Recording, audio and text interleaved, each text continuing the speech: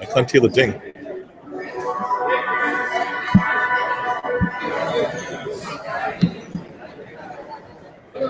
Hello, welcome everybody here. I'm in San Francisco at Build Conference and welcome my colleague. Hi everybody. Lepofsky. Hi Holger. How are you today? Good. We see our build. We're at Microsoft Build in San Francisco. Day 2. We have to shout against the Channel 9 guys. We're keeping our fingers crossed our microphone's going to be good enough. All right. Well, so why don't you kick us off? Tell us what was the overall theme of Day 2? Well, we started off with Azure, which is closer to my heart than Alan's heart. So yeah, you talk about it. Talk about it. So I think the most fundamental things from Scott Guthrie's keynote was about the Azure Service Fabric, right? Bringing a way of abstracting under the hypervisor, under the VM, under the microservice in a way that allows you to run loads in a more intelligent way. The demo was I forgot the name of the game, was a star shooting game. So it was good to see that we're making fun of, I have to shoot Satya, and then at the end of the day, the gentleman who presented got killed by Scott Guthrie when he came back on stage. But the interesting thing is that they released some bad codes for microservices for running this game, and it was self-healing. It figured out the code is bad, and replacing that code to make it better run and better scalable, and basically self-healing from the service fabric capabilities. That's interesting. I will say it's not my coverage area at all, but I can tell you like what I took out of it, and I think makes a lot of sense. Is Microsoft was showing how massively scalable people can build things, and they were saying up to 50,000 space, 50,000 players can be shooting these spaceships and doing things, and they showed us in real time making code changes, having the game actually update values and the way the game worked. And so for a non-programmer or a non-infrastructure guy, even I took away from the fact that what's important about the demo was that a highly scalable, highly popular video game company is using Azure as the back end to power this video game. So that's what I took away from it. So games are always great for cloud companies because they need so much scale, right? So they bring so much load to cloud, and they don't know how many players are playing at what time. So cloud's a perfect showcase for that. Interesting, in this one, it was running an edge with no plugins, right? We always have the time where plugins were important to run. The other thing, we had a Q&A with Scott Guthrie recently, half an hour ago or something like that. Time is flying by. And I asked him what's the most impactful thing, what he thinks there. And that was obviously around the mobile developer experience, around the acquisition recently of Xamarin, which makes it very much easier to test and deploy these applications across the different platforms. Because the main thing is, main thrust we can say is about building new applications. We talked about Constellation Research yesterday.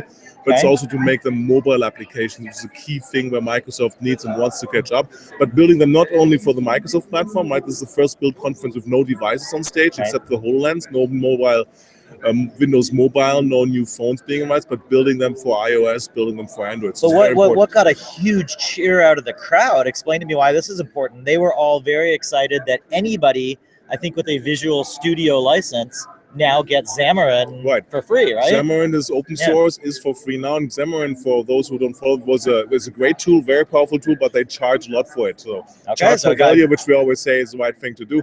Now it's there for free if you're a Visual Studio license holder, which pretty much everybody in the audience is. So very exciting. So I guess essentially Microsoft wants to empower lots of developers to build mobile applications, right? Or needs to attract lots of developers, make it really, really easy, interesting for them, not just to build applications for Microsoft devices with the universal platform, but also for the other parts, and then to test them, right? Because one thing is you have on the Microsoft device being a Microsoft shop, but now where do you get your iOS phone, latest device, and so on? That's what Xamarin does really, really well. So we have plethora.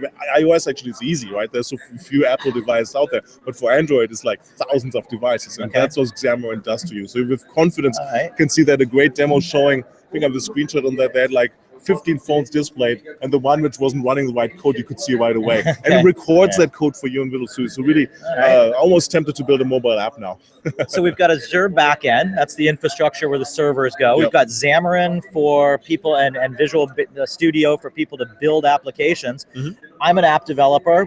There's a lot of platforms out there for the cloud and things like that I could possibly choose from.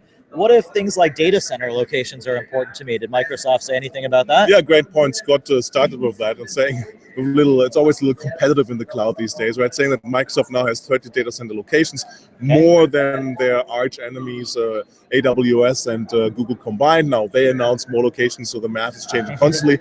But definitely Microsoft is having the most locations right now compared to them, not to IBM who's ahead on that. And the main reason why they are there is the Office 365 conversions, right? So which create the load, and you have to be closer to the data. The speed of light gets low when you're in the southern hemisphere and your email server in the northern hemisphere. I think that's a great segue to the next part. I was going to say, so you mentioned Office 365. So let me talk about the stuff I do. So I was really excited today. What they were talking about was sort of a little bit more detailed versions of yesterday's announcements around what can developers do in the Office 365 environment. And what they talked about is there's 3 big business opportunities for developers to leverage the over 1 billion users of Office. I think they made it very clear that this is a massive opportunity. I think they said like 1.25 billion people using Office. And if you start to think about what that means, they say they have this thing called the Office Graph, the Microsoft Graph. Office Graph is a piece of the Microsoft Graph. And with those 1.25 billion Microsoft users, you have calendar entries and people in groups and files that are being shared and directory information and email information, all of this content about people and about the things that they create. And so how can you build applications to leverage that? There's 3 ways of doing it. The first way of doing it is if you build your own custom apps, and then you want to leverage information from the Office 365 environment. So, for example, what they showed us was Docusign. So if you're familiar with Docusign, it's a way to legally sign documents in a web browser. So they show the Docusign website. It's nothing to do with Microsoft at the moment. You're on a Docusign site, and you want to select a document. Well, you select it, and it's actually coming from a OneDrive library or OneDrive folder. And then who do you want to sign it? When you start selecting it, it's from people in structure. And they made it very clear how easy it is for developers to pull that information. And what I thought was interesting is what they were emphasizing, it's not just pulling information, there's intelligence. So in the demo, they say, I choose Holger to sign a document. Well, the API actually also knows that your out of office agent is set.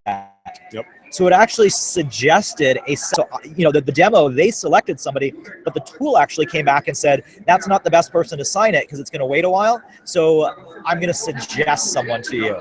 And that's where it starts to get really interesting. So that was way number 1. That's nice, yeah. Good. Number 2 was building your tools into the Microsoft Office products. So the demo they had there, which was a lot of fun, was Starbucks. So you're in your Outlook client and you get a button in the toolbar in Microsoft Outlook to send somebody via email a gift card. And so and it did a lot more things. It did you could select how much the gift card was for, and you could even order and see maps to where the closest Starbucks and things are. But just to keep this short, the point was way of doing things is building things on top of the Microsoft product. So maybe you want to build an add-on to Excel or an add-on to Outlook, or they showed an add-on to PowerPoint where salespeople can get information and then build, PowerPoint decks easier. So way number 2, add things to Office. And then way number 3 was starting to add your applications into what Microsoft's newest thing is this whole idea of conversations as a platform. There we go. So we'll both talk about that. So this is what, the big thing at Build is this idea that people are no longer working in specific applications. Instead, they're working with natural language or the bots that are on their phones. So you're talking to Cortana or Siri or Google Now or all these things where you're not even inside an application. And so the example they gave was, how could you add information to Skype? Or how could you add information to Office 365 groups and pump information into that conversation stream? So the example was Zendesk. So if you have a trouble ticket, the trouble ticket shows up in the Office group or the engineering group or this marketing group, or whichever it happens to be. People can then react to that. They can share information, etc. There's a lot of tools out there that do this. Everything from IBM Connections and Slack and Jive and all Salesforce Chatter. So I'm glad to see Microsoft doing what they're calling the Office connectors. What impresses me is they have 60 of them on the first day that they're shipping. So a lot of the major software companies have built connectors because, again, they want to leverage that 1.25 billion people that are doing things. And so I sent out a tweet today. I said, developers are coin operated or pay for play. Developers want to go where the most opportunity is. Live to code to live. There you go. So am I right to say that if I'm a developer and I could choose from all sorts of different platforms and vendors, I want to go where the most people are? And so that's a pretty big strength of Microsoft that a lot of other vendors have to compete against. I think ecosystems matter, and Microsoft made it abundantly clear that it wants developers to build more Office-based applications. I think they're finally there that the Graph API is powerful enough to be used, and you can really do substantial things inside of Office. Before it was always like tiny things in the past. Now you can do substantial things, so it's really being exposed. It shows that Microsoft is comfortable on the back-end side, that my Office can scale. Might be all part of their move to the cloud of Office 365, so that's all a good sign, I think. Okay, so you want to switch gears for a moment. There was the third thing they talked about developers with today, and something that Holger and I were excited about yesterday, and you probably saw some of our tweets. Let's go back to HoloLens again. Let's talk about it for a minute. So for those of you not familiar, it's Microsoft's, augmented reality. They actually call it mixed reality. Right. So you have holograms on top of real world objects. So we could have something, floating here in space next to us. And I thought it was a very, very simple, tangible demo. They showed the idea of a product catalog. In the old days, a product catalog was a PDF or a printout. And so they showed a Caterpillar giant, multi-ton bulldozer. In the keynote, and they built that demo where a salesperson could show a bulldozer, which is not easy to bring in the showroom, bring outside, if you even have it on site, in a real life form, right? So very impressive use case in all kinds of places. But the interesting thing to me is, we also met with Scott Erickson, the gentleman who's a GM for that. It looks like with the pre-previews on Tuesday, Microsoft has built and is really still looking for the use cases. What's your impression? Yeah, they talk about things like the International Space Station and how NASA is using it. Lowe's is using this to do virtual reality kitchens, architects and engineers. But Microsoft really wants developers' help. They want to know, what could people be doing? And so yesterday in social media, a couple people kind of rebutted to me, oh my God, this, virtual reality, why would I ever use that? It's all about video games and things. And the analogy I gave is I said, look back to the very first Walkman and then compare it to what we have today. Look back to the very first cell phone and compare it to what we have today. The headsets that Facebook and Microsoft and all these other people are creating are not what we're going to have 5, 10, 20 years from now. But the point is, they're introducing a brand new important aspect of what is going to be part of our future. There's absolutely no denying that in some capacity, our field of view will be augmented with additional information. It could be names and phone numbers. It could be distances to the things you're looking at. It could be the documents or the business cards of the people that you see walking by. Whatever it is, there is no doubt that we will have a sort of augmented reality future. I agree with that, and we're so much better. We live in a 3D world. We process information in 3D very, very well.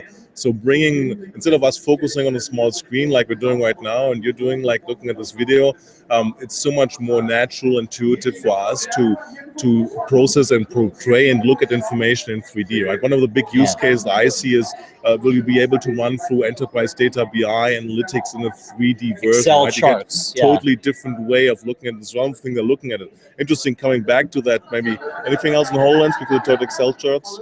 I think you're right. I think we have to talk about, we talked about these business use cases and space stations and things. Right. You're right. For me, I need to bring it back to how does it affect collaboration? What are Skype meetings going to be like in the future? What are web conferences going to be like in the future? How are 3D, holograms going to change the way we look at the content that we create? Maps. Imagine being able to show people like maps to where they go, but you actually get to walk people through. Visualizing Excel data, BI data. Right. All very interesting scenarios. I would like to have one. $3,000 a little pricey potentially, but just for solving the extended desktop problem, right? We all have extended screens and so on to work on, but now you can move and there's no software needed to be built. It's going to take a long time to build these immersive 3D virtual reality applications. Not an easy thing to do, despite supposedly it's very productive to do, but it took a long time for Microsoft to build this Mars immersion, which they're showing here. Yeah, I'm going to go see it just a little bit. For it. But you can directly move every window in Windows to a physical location around you. And that's how we operate. You put something here, you put something there, it's there, remember it. It's not like alt-tabbing or alt-escaping between windows. That's just a paradigm on the I know computer. My physical desk is a disaster if you look at it, but I actually know where everything is. And so in my virtual world, I'm going to want to do that too. So you can have the chaos as long as you control it. Old German saying. Three-dimensional, controlled, holographic, controlled chaos. So three short things for me. If Go ahead. Wrap up. So back on the developer side, interesting. Yesterday, no mobile phone. today, no peep, no word, nothing on SQL Server, SQL, or Azure DB, right? So instead of that, they talked about Document DB, had a showcase of another game using 1 billion Document DB calls a day. So they want to make sure that Document DB is really ready for prime time, even to the point that they did a little step to MongoDB and saying here's an API, move the MongoDB load over. So no SQL Server database, but Document DB. So interesting things are changing. And then the last relic from a classic build lineup of enterprise software, which was database, business process management, and application server, is Power BI, which was shown and it's available for free till the 1st of June to embed into applications. It's kind of like, almost looks to me like the last hooray of Power BI, not as an overall product, but showing up at build, which is very powerful to visualize things in the existing product. And we learned on the HoloLens side that it's something they're looking into to make Excel charts better, more visible, more interactive. And the last but not least, there's always a demo show from Steve Guggenheimer and his sidekick, whose name I always forget, apologies to him. And luckily it wasn't 60 demos in 30 minutes, which was the absolute world record last year, but more highlights and specific things, and they were around next generation productivity, interesting thing to see, very close to what we do around enterprise use cases. And they used a pivotal example, and they showed how easy it is to change things in the clouds, because they moved one line of code, moving the document storage of a pivotal application from AWS to Azure. So it's very little things, and developers can move thousands of dollars of monthly payments with a little bit of code. Of course, you have to migrate data and so on. There's a couple of other minor details, right? But it's very, very easy to do. And the last one was client innovation. We talked about them building the HoloLens app. And then was Caterpillar or somebody, right? Other people using it and doing an immersive sales situation with the HoloLens. Yeah, update your sales catalogs from 2D PDFs to 3D holograms. So where does it leave us in our recommendation for our CXOs? Okay, so do you want to you want me to jump in where I think developers or clients? Yeah, so for developers, it's clear Microsoft is an attractive platform. I don't see what Microsoft has announced to convert a non-Microsoft developer into a Microsoft developer. It's not enough for that yet, despite you have to give credit to Microsoft with the universal platform. It's kind of like mild, because the problem is Microsoft has promised build once, run everywhere for a long time, despite it wasn't just Microsoft platforms. Now I think they're very close to really living up to it, and there's a credibility challenge. But there's interesting wins on this, right? I don't know if you know the Twitter app, the Hulu app, they're all universal platform apps. So it's definitely something I would advise CIOs, CTOs building next generation applications to look at, because it's just very powerful. You build it once, you deploy it ever. Xamarin is a significant extension of that, because one of the big nightmares, especially in the Android ecosystem, are the different form factors and testing of that. There's a very productive, easy, now free of charge way of getting that done. So I think from the developer side, very good. From a middle manager, senior director side, which I did in my preview, I'm not so sure how many specific things were in them for them. There might have been a little bit left out in the overall messaging here. Yeah, but this is geared towards developers. Right, and next week, Microsoft is having what's called Microsoft Immersion in New Orleans. That's right. And that is sort of geared to the decision makers and executives and business people. For me, for developers in the Microsoft environment, you said something very important. Is it enough to sway people over? Yep. And I think, the IBM platform people, the Google platform people, there's all good developer opportunities to build things in their environment as well. It's not anything, so specific. But that said, we all know that there's a massive user base of Microsoft Office people. Yep.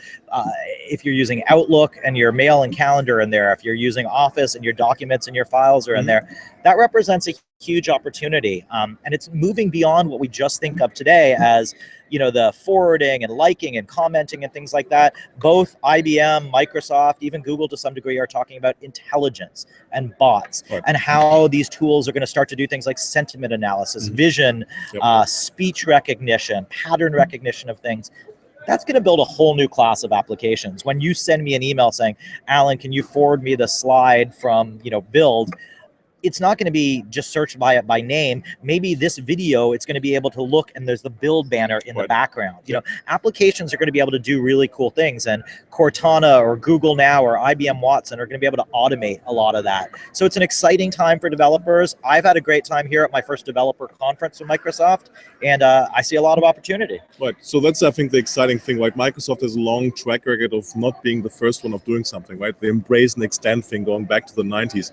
I think the conversation of the platform, Microsoft, Satya Nadella has a vision of something which could be truly, it's too early to tell, really going to stick, but signed up, aligned the company, really building strongly in that. And that's a good thing for a CXO making business, doing business with Microsoft, to see that it could be very well that Microsoft is starting to own something right from the onset, from the early part, which of course is very important, because catching up in today's cloud world is getting harder and harder, right? So you have to be in the right space and the right place and time. And I think it's a compelling vision, because ultimately it's what business is all about, making people more productive and doing business more productive way. Well, Holger, I expect you to go home, fire up your Outlook client, and send me a Starbucks gift card. I will do the same to you, and we can kind of exchange that information. When we get the Outlook plugin, yeah. There we go. But we have the code from the demo. Let's see if that works. We do. Okay, well, thank you, everyone. So much. If you have any questions, you see our Twitter handles here on the screen, and we look forward to chatting with you. Please, thanks. Thank you, everybody, for watching. Way too long, as always, from Build 2016. Over and out. This was Alan Holger. Thank you for watching.